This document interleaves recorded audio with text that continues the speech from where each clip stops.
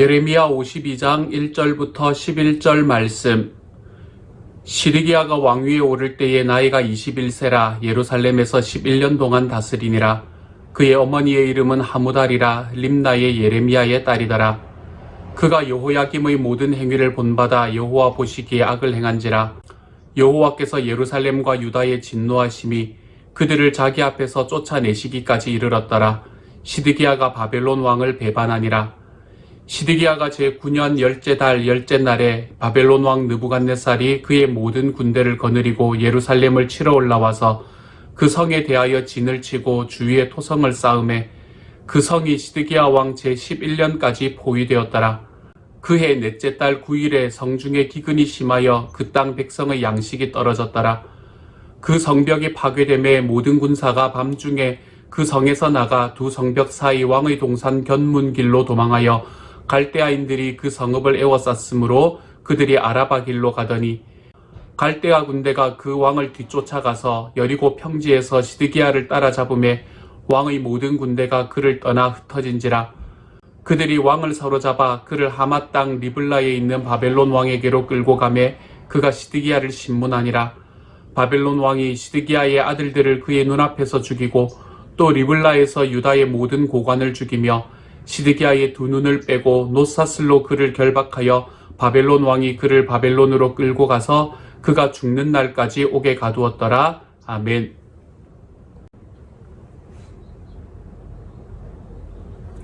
오늘 우리는 마침내 예레미야의 마지막 장인 52장을 맞이하게 됩니다.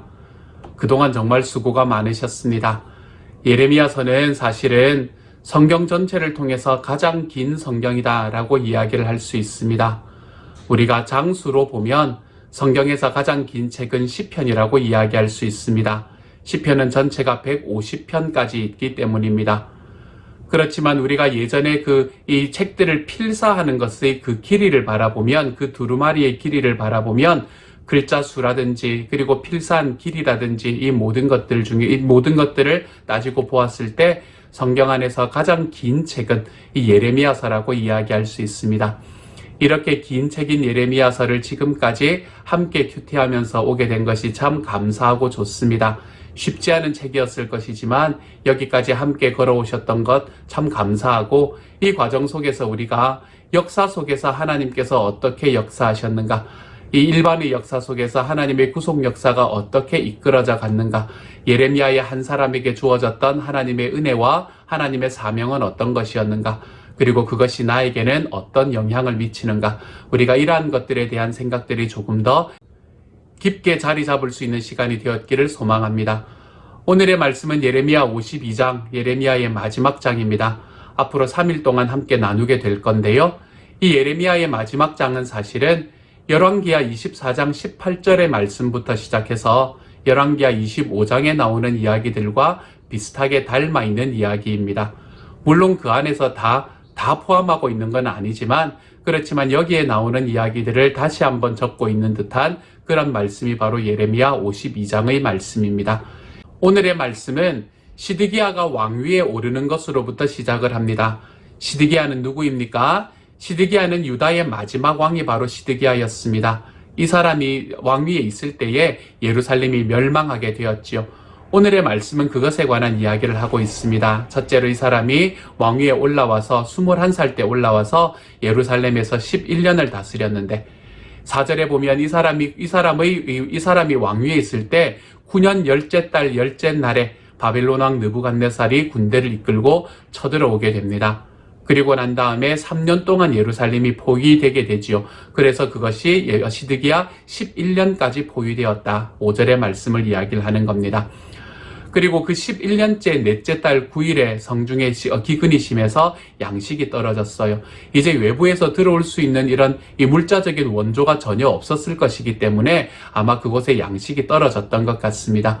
그리고 그 성벽이 파괴되고, 그리고 군사들이 어떻게 도망가고 그들이 도망가다가 어떻게 잡혔는가라는 것에 대한 이야기를 쭉 하고 있습니다. 그러는 과정 속에서 시드기야는 이 바벨론 왕의 군대에게 사로잡히게 되고, 그리고 그는 어디로 끌려가나 하면 그때 바벨론 왕이었던 이 느부갓네살에게 끌려가게 됩니다. 이렇게 시드기야와 그를 따르던 사람들이 느부갓네살 앞에 잡혀갔을 때 느부갓네살은 그를 따르던 모든 고관들과 그의 아들들은 죽여버리고, 그리고 시드기야는 눈을 빼서 바벨론으로 끌고 가 그곳에서 비참하게 살게 만들었다라고 오늘의 말씀은 우리에게 이야기하고 있지요. 역사에 굉장히 비극 같은 일을 우리에게 보여주고 있는 것 같습니다. 이야기를 들어보면 마음이 섬찟섬찟한 그런 이야기들이 오늘의 말씀에서 나타납니다. 이러한 말씀들을 통해서 유다의 마지막이 얼마나 비참했는가라는 것을 우리에게 보여주고 있는 것이지요. 그런데 오늘 저는 이 말씀을 통해서 한 가지의 이야기를 같이 바라보고자 합니다. 이 시드기야라는 왕이 왜 이러한 일을 당하게 되었을까? 이 시드기야라는 유다의 마지막 왕은 왜 이렇게 눈이 뽑히게 되고 그와 함께 살아가던 사람들, 그를 지지하던 사람들은 죽임을 맞이할 수밖에 없었는가?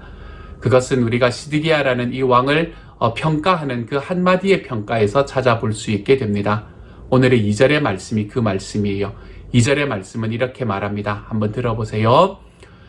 그가 여호야김의 모든 행위를 본받아 여호와 보시기에 악을 행한지라, 이렇게 말합니다. 시드기야가 이처럼 비극적인 결말을 맞이할 수밖에 없었던 이유는 그가 하나님 보시기에 악을 행했기 때문이다 라고 말합니다. 하나님 보시기에 악을 행했는데 누구를 쫓아서 악을 행했는가? 그는 여호야김의 뒤를 쫓아서 하나님께 악을 행했다라고 이야기합니다. 시드기야라는 사람이 왕위에 올라갔을 때에 그는 자기의 힘과 자기의 지도력으로는 그 모든 난관들을 다 이겨나갈 수 없을 것이라고 생각했을 것입니다. 그렇기 때문에 그는 누군가를 자기의 모델로 삼고 살아가야만 했었습니다. 자기의 삶에서 어떤 누구를 나의 모델로 삼고 그 사람의 모델을 쫓아가면서 살아갈 것인가, 이것이 시드기야에게는 대단히 중요했던 일이었습니다. 이러한 과정 속에서 그는 누구를 선택을 했나 하면 여호야김이라는 왕을 선택했다는 것입니다. 여호야김이라는 왕이 선택했던 것은 어떤 것이었나요? 그는 바벨론을 섬기다가 결국 이집트를 섬기는 것으로 돌아서게 되었고, 그리고 그것으로 인해서 바벨론이 침공을 받았던 왕이었지요. 시드기야도 마찬가지의 길을 걸었다는 것입니다. 시드기야도 처음에는 바벨론을 섬기다가 오늘 3절의 말씀을 보면 시드기야가 바벨론을 배반하였다라고 이야기하잖아요. 누구의 길하고 똑같은 길입니까? 여호야김의 길과 똑같은 길입니다. 그래서 이 바벨론의 군대가 쳐들어오고 그 군대에서 그 군대와의 전쟁에서 패배하는 것까지 모두가 여호야김과 똑같은 길을 걸어갔던 것이지요. 이 시드기야라는 사람이 하나님 앞에서 이처럼 마지막을 비참하게 보낼 수밖에 없었던 이유는 그가 따르는 모델이 잘못되었었기 때문입니다. 그러고 보면 이 유다의 왕들과 이스라엘의 왕들은 그들의 이 총평을 바라보면 그들이 모델처럼 따라갔던 왕이 어떤 왕인가라는 것을 우리에게 이야기해주는 말씀들이 참 자주 나오는 것 같습니다. 제가 몇 가지 예를 한번 들어볼게요. 열왕기하 13장 2절의 말씀입니다. 이것은 북왕국의 여호아하스의 이야기예요. 이렇게 말합니다. 이스라엘로 죄를 짓게 한 느바스의 아들 여로보암의 죄를 따라가 그 길에서 돌아서지 않았다, 이렇게 말합니다. 여기서 말하는 여로보암의 죄, 여로보암이라는 사람은 누구를 말하나 하면 이 북왕국을 처음으로 세웠던 왕이 바로 여로보암이라는 왕이었거든요. 이 여로보암이라는 왕이 지었던 죄는 무엇인가? 여로보암의 죄는 너희가 백성들에게 너희가 하나님을 섬기려면 남쪽에 있는 그 예루살렘 성전까지 갈 필요가 없다.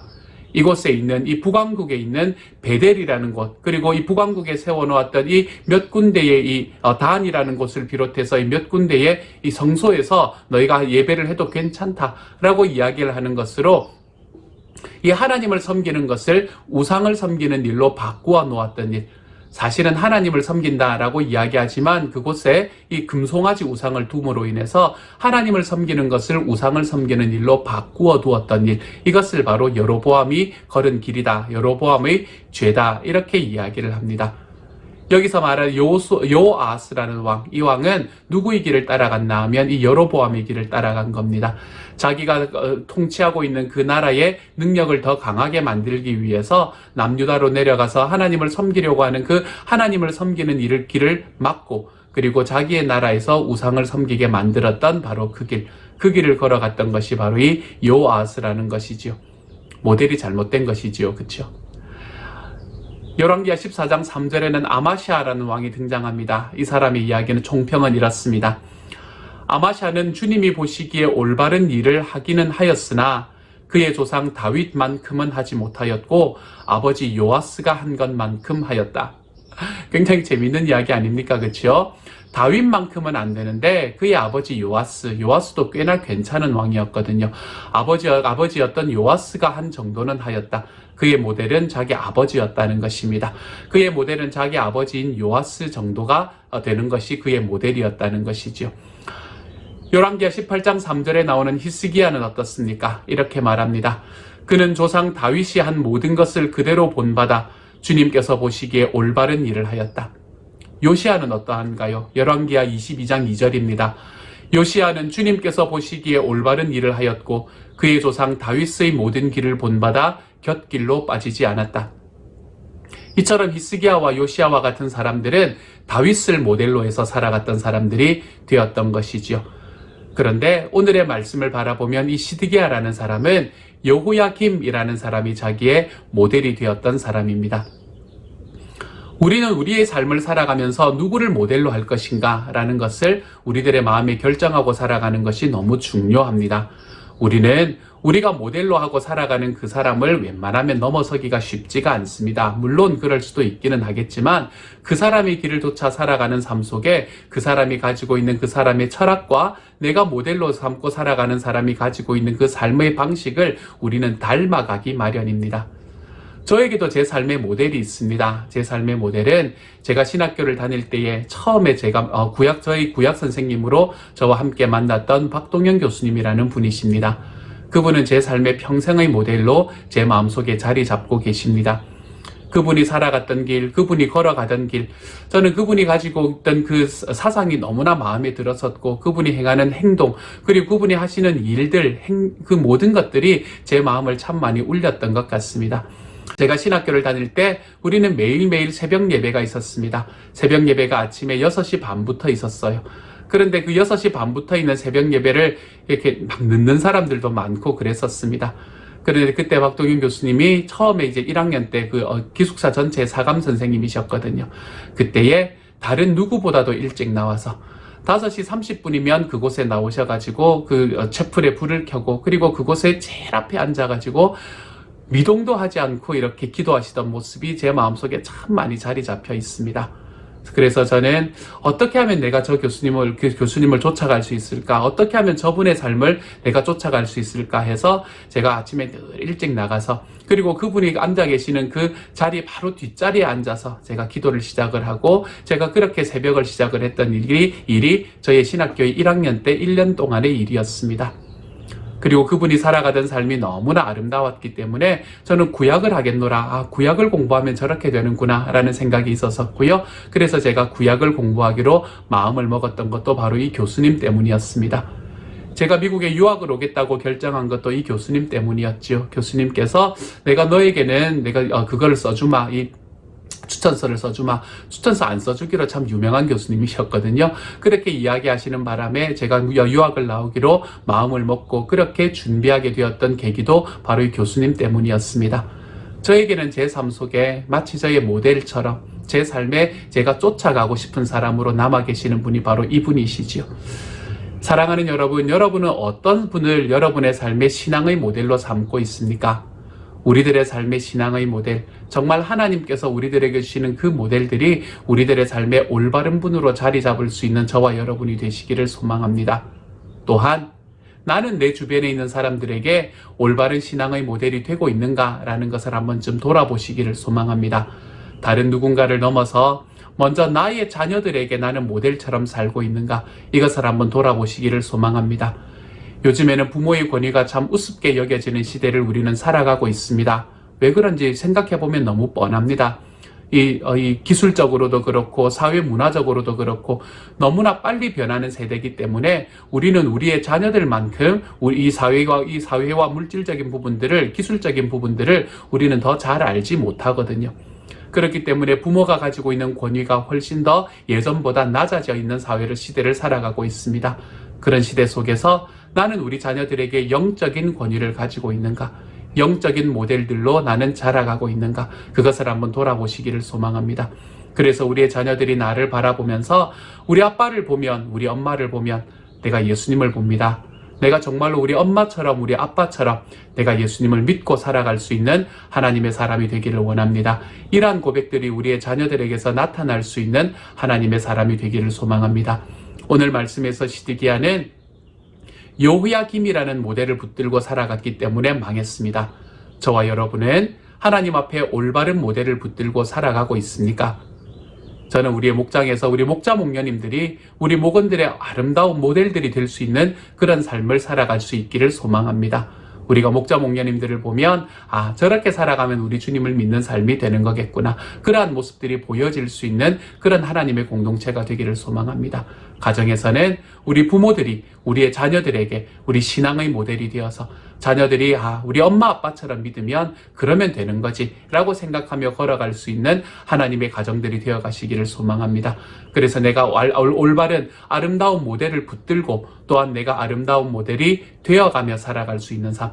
사랑하는 여러분, 저는 저와 여러분이 이러한 삶을 살아서 시드기야가 걸어갔던 이 절망적인 마지막, 시드기야가 살아갔던 이 비참한 마지막을 저와 여러분은 결단코 경험하지 않을 수 있는 하나님의 사람들이 되어가시기를 우리 주님의 이름으로 축복합니다. 그러므로 사랑하는 여러분, 하나님 앞에 설 수 있는 저와 여러분이 되시기를 소망합니다. 저는 이 단어를 여러분이 기억하셨으면 좋겠습니다. 코람데오라는 단어입니다. 하나님의 얼굴 앞에서 라는 이야기입니다. 코람데오, 하나님의 얼굴 앞에서 우리가 내 주변에 있는 사람들에게 모델이 될 수 있는 사람, 그리고 하나님의 얼굴 앞에서 나의 모델처럼 내가 살아가 보며 걸어가 볼 수 있는 사람. 사랑하는 여러분, 저와 여러분이 정말 코람데오 할 수 있는 삶이 되어가는 하나님의 사람이 될 수 있기를 우리 주님의 이름으로 축복합니다. 같이 한번 기도하겠습니다. 사랑하는 하나님, 감사합니다. 코람데오, 주님 앞에서 우리가 서로에게 모델이 되고 모델이 되어주고, 하나님, 그렇게 우리가 서로에게 영향력을 미치며 살아가는 공동체 되게 하여 주옵소서. 모든 부모님들은 자녀들의 모델이 되고, 모든 목자 목녀님들은 우리 목원들의 모델이 되는 하나님, 그런 하나님의 아름다운 공동체가 될 수 있도록 주여 도와주옵소서. 그래서 나 혼자 살아가는 이 독불 장군이 아니라 하나님, 우리가 서로에게 영향을 미치며 내가 정말 저 사람이 가지고 있는 그 모습이 아름다워 내가 쫓아가고, 누군가는 나를 바라보며 또 쫓아오는 하나님, 우리가 이렇게 서로에게 영향을 미치며 살아가는 하나님의 공동체가 되어서 우리는 주님 앞에서 이 시드기야가 경험했던 이 절망적인 상황이 아니라, 하나님 비참한 상황이 아니라 우리 하나님 앞에 기쁨의 상황들, 우리 하나님 앞에 행복함의 상황들을 경험하며 걸어가는 주님의 사람들 되게 하여 주옵소서. 모든 말씀 우리 주님 예수님 이름으로 기도드립니다. 아멘.